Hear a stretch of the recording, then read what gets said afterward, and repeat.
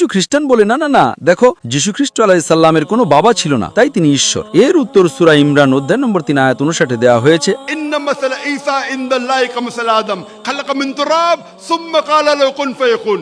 আল্লাহর কাছে যিশুর উপমা হলো আদম আলাইহিস সালামের মতো। তিনি তাকে মাটি থেকে সৃষ্টি করেছেন, বলেছেন হও, আর তা হয়ে গেল। যদি আপনি বলেন যিশু ঈশ্বর কারণ তার বাবা ছিল না, তাহলে তো আদম আলাইহিস সালাম আরো বড় ঈশ্বর, কারণ তার মাও ছিল না, বাবাও ছিল না। অনুগ্রহ করে মাফ করবেন, আমি খ্রিস্টান নই, কিন্তু আমি বলছি থামুন থামুন থামুন ভাই, আমি আপনার প্রশ্নের উত্তর দেওয়া শেষ করিনি। যদি আপনি একটা প্রশ্ন করেন তাহলে উত্তরের জন্য অপেক্ষা করা উচিত। আপনি একটা প্রশ্ন করেছেন, উত্তরের জন্য অপেক্ষা করেন, আমি উত্তর শেষ করার পর আপনি কথা বলতে পারেন, ঠিক আছে? আপনাকে নিয়ম কানুন মেনে চলতে হবে, ঠিক আছে? দুঃখিত। তো যখন যীশু খ্রিস্ট আলাইহিস সালাম ঈশ্বরের ইচ্ছায় মৃতকে জীবন দিলেন, এটা একটা অলৌকিক ঘটনা ছিল। সেই ব্যক্তি 2 বার মারা যাবে।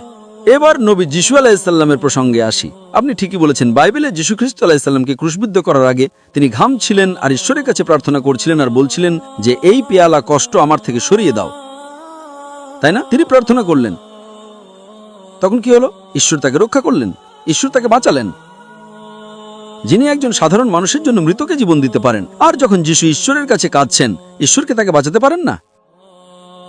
ঈশ্বর তাকে বাঁচিয়েছিলেন।